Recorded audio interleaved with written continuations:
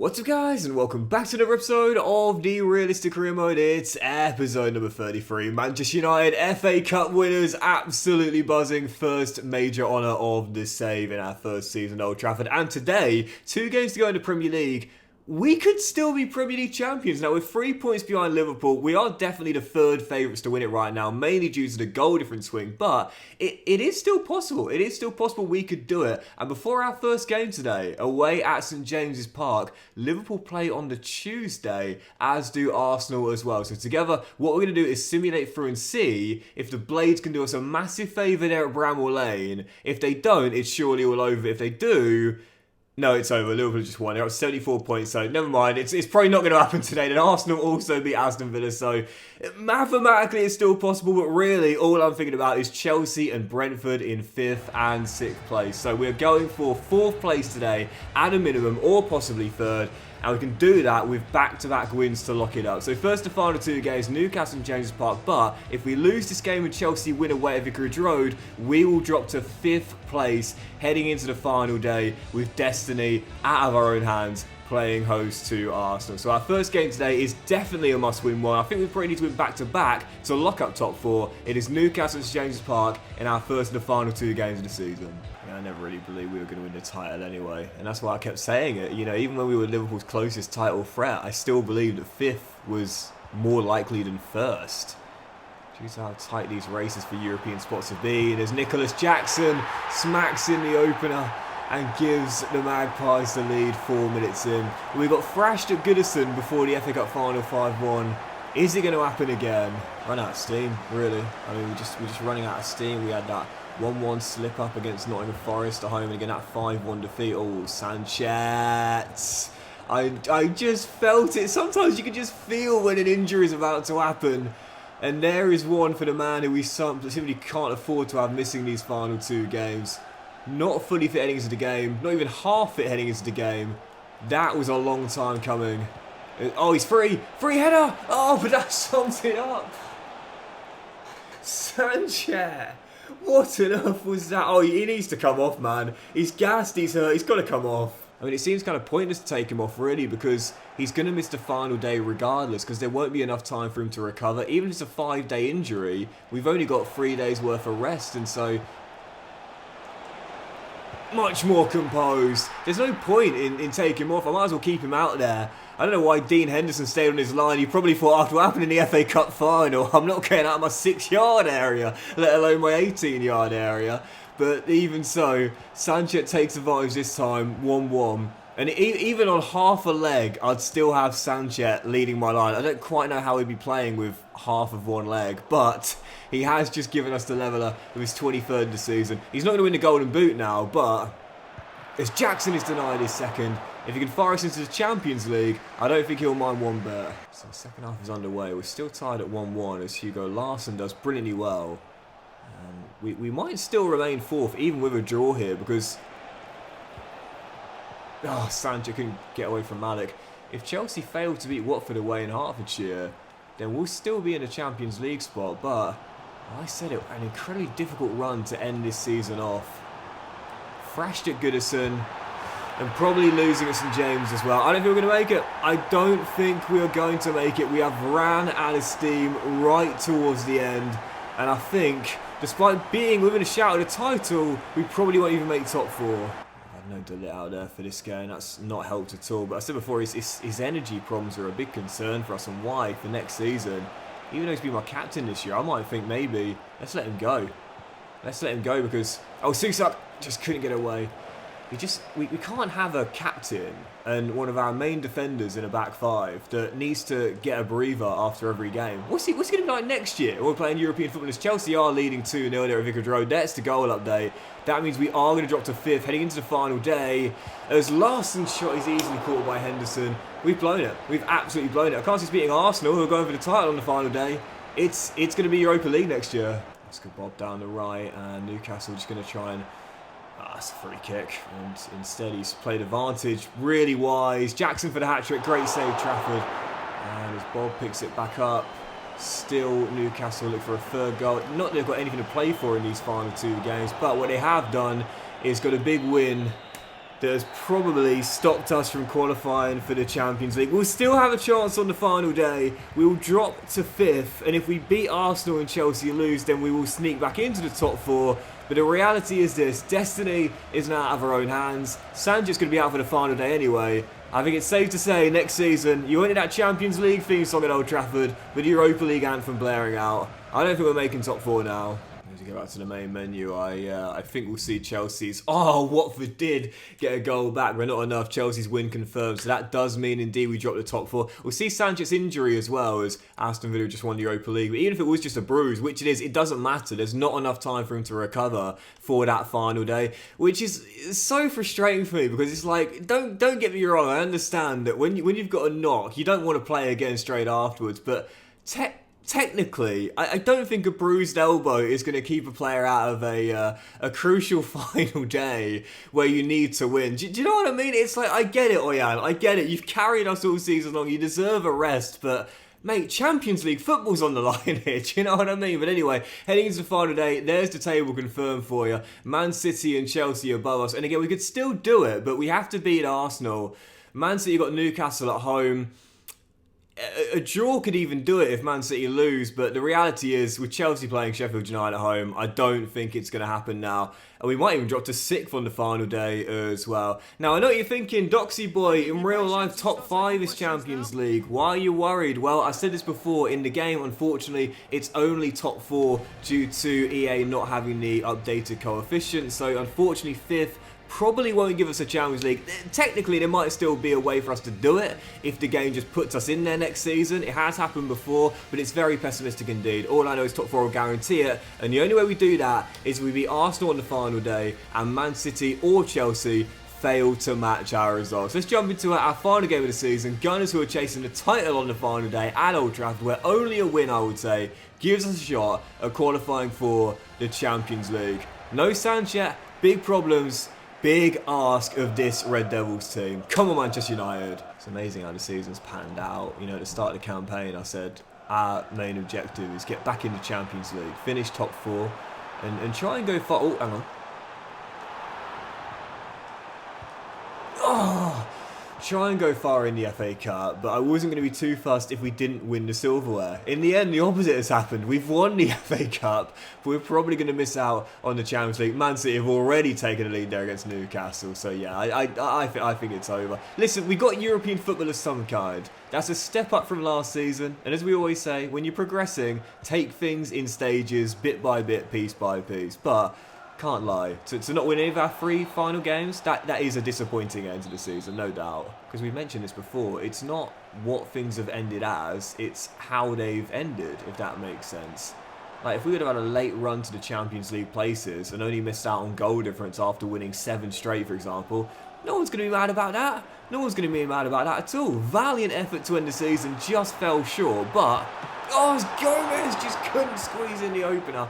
It's the fact we're probably not going to win any of our final 3 games, where 1 win, plus maybe a draw, probably would have got us there. So it's the fact we've blown it towards the end what makes it painful that we've missed out. Or well, I keep saying that. There's still a whole second half to play. We've been a better team in this first half. If we can find a winner, you just never know. But if Saka rolls it across, it's not going to matter now. Fofana opens it. I've missed my chances, and I have not taken my chance at Champions League football. This is on me. Sancho trying to slide through Garte. Gomez. This time they're going to miss. No, he is. Ray with the save. And if Sanchez was out there this afternoon, I don't think he would have missed both of those chances that Gomez has. But it says a lot as I'm giving instructions to my backup striker. I've not gone with him starting this game off. Cameron Arder has not scored a single league goal for me all season long, man. I'd rather play without an out-and-out striker. As Ugarte says, put me up top. Play continues. Lucky the referee doesn't blow for half time when the ball goes dead for the corner. We strike deep in extra time. That is 50th minute, I think it was, or maybe the 49th. And that is how we get our leveller. With only 1 allocated minute of stoppage time given by the 4th official. Listen, we know Yes, we know that the saying is it's a minimum of X minutes of additional time, but that is stretching the definition of minimum to say the very least. But Kubo completes the turnaround, only his 4th goal of the season, but what a time to get it. And Manchester United have come from behind to lead. As things stand, Liverpool, you're welcome. It's championship once again for them, but for us, will this get us into the top 4? 26 minutes to go. Still leading change. Got to get there. Oh! Goodness gracious, that ball went so high up in the air. I'm surprised it didn't get intercepted by this space shuttle. But, what's it called? Not space shuttle. What's the thing called? That satellite thingy. I don't know what I'm talking about. I don't know anything about space. I don't know much about the Earth. What am I talking about? Susak down the right-hand side. Rolls through Kubo. And the Japanese international just couldn't get away. And Arsenal clear. 20 minutes on the clock. As things stand, Doxy boy trying to hold on. Oh, is that come on. To a win that might put us there. As Marino picks it up. And Mikel slides it through. Great offload. Well, Arsenal need the points as much as we do, but it seems that both teams are going to be disappointed with just a draw. 2-2. Well, only a win is going to do it for us, so I'm going to go all out for the final 12 minutes.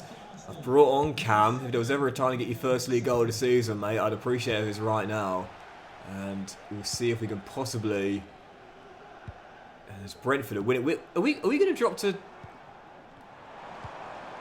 Cameron! Oh! Can the ball trigger? Are we gonna drop to 6th? I think we're gonna drop to 6th, you know. I think this draw and Brentford's win is gonna put us in 6th place. And again, because we want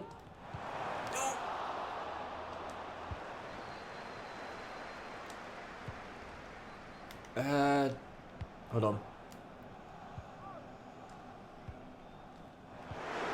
Kubo for the win! Come on! I was gonna say I think we're dropping to 6th. But we might still make 4th. Kubo his brace. Red Devils have won it late. But is it enough? As Kubo's late winning goal just put Manchester United into next season's Champions League. Well, we're going to find out together. What a performance on the final day. All season long, I was quite underwhelmed with the Japanese international.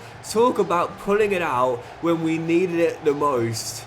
Thriller of a contest. Liverpool win the title. Arnie, you're welcome. But...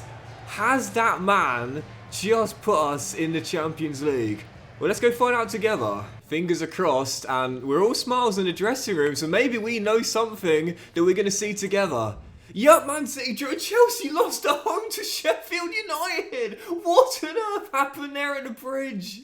So a championship for Liverpool this season, 6 clear of Arsenal, for I think they're 2nd in the save now, with the Gunners remaining in 2nd on the final day. It wouldn't have mattered what they did in the final day anyway, because Liverpool won their game, so even so. But Arsenal 2nd, we jump up to 3rd in the end then, both leapfrogging Man City and Chelsea, whose loss at home to Sheffield United sees them drop to 5th. Yeah, we've seen this before. Oftentimes teams will have major slip-ups at the end of the season, and I don't want to be all conspiracy theorist here, but sometimes I think EA do that to make things a little easier for you. It's not the first time there's been a major slip-up on the final day. I mean, look at Dortmund in the Bundesliga 2 years ago, but even so, both of them, crazy. But Chelsea 5th. Brentford in the end did finish in 6th place. If we would have lost that game, we would have finished in 6th. Leicester did get European football in the end with 7th place finish. They're going to the Conference League. They've done what I couldn't do with them in my 3 years there, with Brighton, Spurs and the Magpies wrapping up the top 10. Bottom 3 in the end with Southampton, Bournemouth and, you guessed it, Sheffield United. I know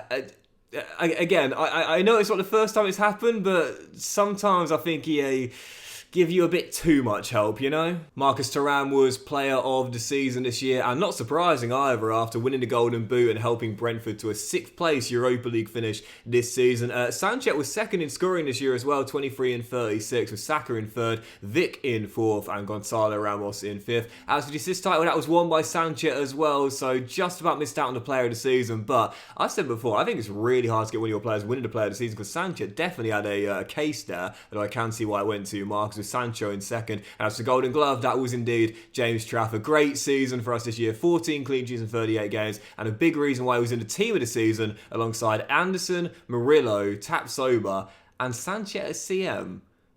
Did the Premier League watch our games this season? He didn't play a single minute in CM, guys. Why was he there? As for some other competitions this season, well, in the Carabao Cup, Liverpool beat Man City in the final by 3-2. And of course, you saw us win the FA Cup in the last episode of our victory over Chelsea in the final by 3-1 for our first major honour of the save. And this is quite interesting as well, but just like this season in real life, there's going to be quite a lot of English teams in Europe next season, because in the Conference League, Newcastle went all the way to beat Utrecht in the final to qualify for next season's Europa League. And as you saw earlier, in the Europa League, I'll show you the run in here, Aston Villa went all the way and beat Lazio in the final. So that's 2 teams outside the top 7 who qualify for Europe that way. As for the Champions League that we'll be going to next season, well, how about this? Spurs knocking out Real Madrid, and the only English side in the competition went all the way to the final before being beaten by Bayern Munich. Harry Kane getting one over his old club by winning the Champions League. If Spurs would have won that would be an English 1-2-3 in the Conference, Europa and the Champions League too. So with that being the case, I don't know whether Leicester will be in the Conference League next season. I think they still will be. I just think Newcastle and Aston Villa will be in the Europa and Champions Leagues respectively, and Leicester will still get Conference League and Brentford will still get Europa League, I think.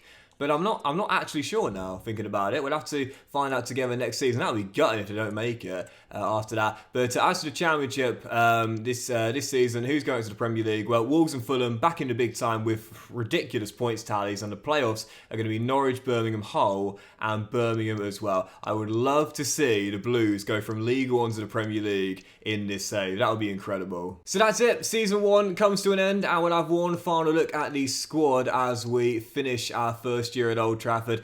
I have to say, an incredibly difficult season for us, really. I mean, so many stamina issues, and that says a lot when we weren't even playing European football. And that's why for next season with Matthias de Ligt, he might have captained us to an FA Cup and a Champions League place, but I'm thinking next year I might sell him. 28, probably not going to get any better now. And I need a player that can play those Tuesday, Wednesday night games. There's 8 league phase games now. De Ligt, as things stand, will probably have to miss a lot of them as well. Ugarte also got quite tired during this season due to his high stamina. That was quite a surprise, really. But anyway, for next season, there's no doubt about it. I want a backup striker. Says a lot that I didn't trust Cameron all season long when Sanchez needed a breather. And even on the final day, I decided to leave him on the bench until late. But yeah, I think a backup striker for me next year. Possibly a new centre-half as well, because often during the season we had to rest again De Ligt and sometimes also Tapsoba or Murillo as well. And Tennant's decent, but I often played Ugarte out of position there, so I'm probably thinking a new centre-half as well. And maybe, just maybe, possibly a new goalkeeper. It doesn't make sense though, that's the thing. It's like when you look at the team, you would say that, oh, well, the lowest rated player is the one you should look to, replace next season. But Trafford was in the team of the season and won the Golden Glove. It makes no sense. But again, it's why for me, I've always said that you shouldn't base everything around the players overall, but also EA really should consider post-season upgrades heading into a new season. Trafford's had a really good season for us this year. Decent is an undersell. He's had a really good season for us this year. He should be going up by 1 or 2. He's still in his early to mid-20s, but unfortunately, the game doesn't have that. But it annoys me because players can grow out on loan quickly. They can have an overall spike like that. So why can't the players that you've got, when they've clearly performed well during the season? But for Sancho, really solid season for him. 2 goals and 10 assists this year in the Premier. 8 goals in the Premier League and 10 assists, but also 2 and 2 in the FA Cup as well. Really solid season for Jadon Sancho. Susak coming in was red hot when he first arrived and then kind of calmed down a little bit, but even so was really crucial in our run to winning the FA Cup, including scoring in the final himself as well. What a baller we've got there on the right or left hand side, wherever he plays. Hugo Larsson was big for us this year. Gomez was decent as well. But of course, the main man, Oyan Sanchez. That's the one player that definitely won't be getting replaced for next season. 23 goals, our top scorer, 10 assists, our top creator as well. It's exactly why I signed him for the striker role. To not just score, but also be a creator as well. Kubo's goals on the final day, that's definitely convinced me he should be staying next season. He was a bit inconsistent this year, but I can't sell him after that heroic performance on the final day, and that is that. So guys, massive thank you for watching the 4th season of the Realistic Career Mode and the first at Old Trafford. If you've enjoyed it, then please do drop a like. Really awesome first year of Manchester United, man. I mean, there were big expectations on us in our first year of a rebuild to finish in the top 4 and win the FA Cup. Well, it's safe to say it was looking unlikely at many stages, both in the FA Cup quarter-final, where we were minutes away from being knocked out by West Ham, and losing 2 of our final 3 Premier League games. We pulled out in the clutch in both the FA Cup final and the Premier League final day. Manchester United, silver in the cabinet, my first major honour, and we're back in the big time with the Red Devils, heading to the Champions League next season. Have a great day, guys. Much love, and I'll see you for the next episode. A brand new season, our second year at Old Trafford, with the Red Devils back amongst Europe's elite in the Champions League very soon.